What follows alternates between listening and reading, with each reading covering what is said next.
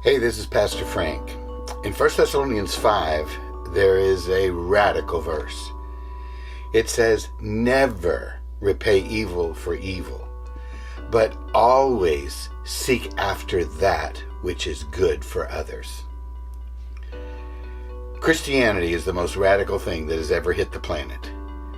It runs contrary to every natural aspect of man. You hurt me, I'm going to hurt you back. We see that way back in the book of Genesis with Cain, with Lamech. Lamech says, if Cain is avenged one time or tenfold, Lamech 100-fold. Hollywood makes millions on the revenge game. Not so Christianity. When we look at the vocabulary, it magnifies how radical it really is. Never is in the aorist tense, which means not even one time. Don't ever repay evil for evil. Always is in the present tense, which means we are to be continuously pursuing good. And the word that really puts me over the edge is seek. It means to pursue, literally to persecute. So we are never, not even once, to contemplate paying back evil for evil. But we are to be in a continuous state of persecuting people with kindness. My goodness.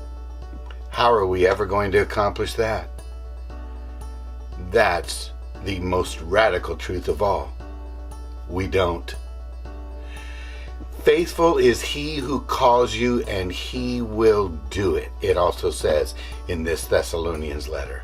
In other words, God never calls you to do something without first himself providing the ability.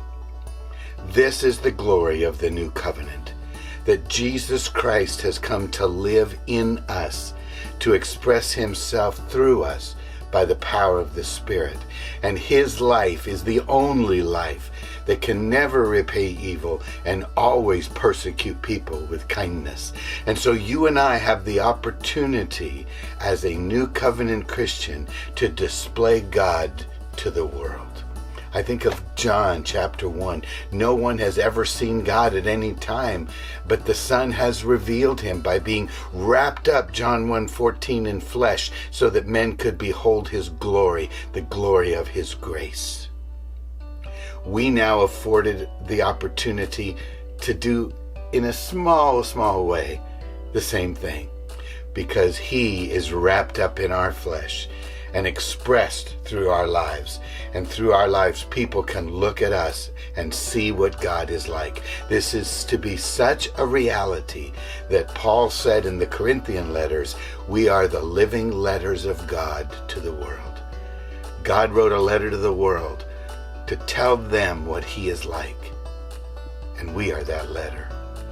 My goodness, what a privilege we have to express God to the world. I hope you have an incredibly radical day. Bless you in Jesus' name.